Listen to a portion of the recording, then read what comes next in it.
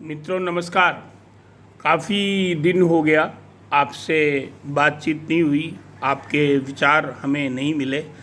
जब आपके विचार हमें मिलते हैं तो हमें बहुत ही खुशी होती है। आज मैं टीवी में देखा कि शराब मामले में पूरे देश में छापामारी हो रही है, तो मुझे लगा कि मैं इस पर अपनी बात कुछ रखूं। झारखंड में जब सरकार बीजेपी की थी, उस समय भी शराब माफिया का दबदबा था और सरकार गिर गई। तो हमने विश्लेषण किया कि आखिर इस तरह सरकारें जो गिरती हैं उसमें किसकी किसकी भूमिकाएं रहती हैं। जनता का तो रहता ही है, अंत में तो रोल उसी का है। लेकिन झारखंड में जो सरकार गिरी उसमें जो मनी फ्लो था, मनी सपोर्ट था, वो शराब माफिया का था, क्योंकि रघुवर सरकार जी की नीति उनको रास नहीं आ रही थी।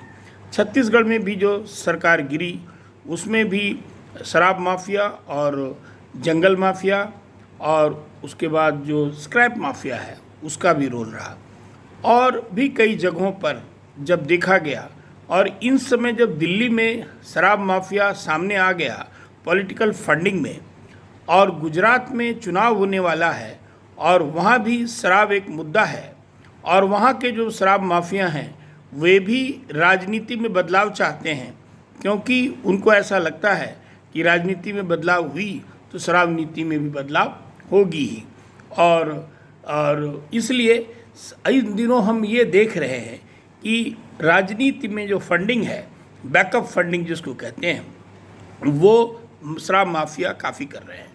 आपको ये बताने में मुझे संकोच नहीं है कि दुनिया में नहीं, दुनिया में भी कह सकते हैं, भारत में तो विशेषता सबसे ज़्यादा अगर फ्लोटिंग मनी है, फ्री मनी है, बिजनेस में जो ऑफसाइड मनी है, एक्साइज की चोरी है और उससे जो मनी जनरेट होता है, या 2 नंबर का शराब बेच करके या शराब की तस्करी करके जो आमदनी होता है, दुनिया में नहीं, भारत, दुनिया में भी होता होगा, बुरा अनुभव नहीं है, लेकिन भारत में जो मैंने स्टडी किया है उससे लगता है, मेरा अध्ययन है कि सबसे ज़्यादा अभी पैसा शराब माफियों के पास है, स्पिरिट बनाने वालों के पास है, अल्कोहल बनाने वालों के पास है।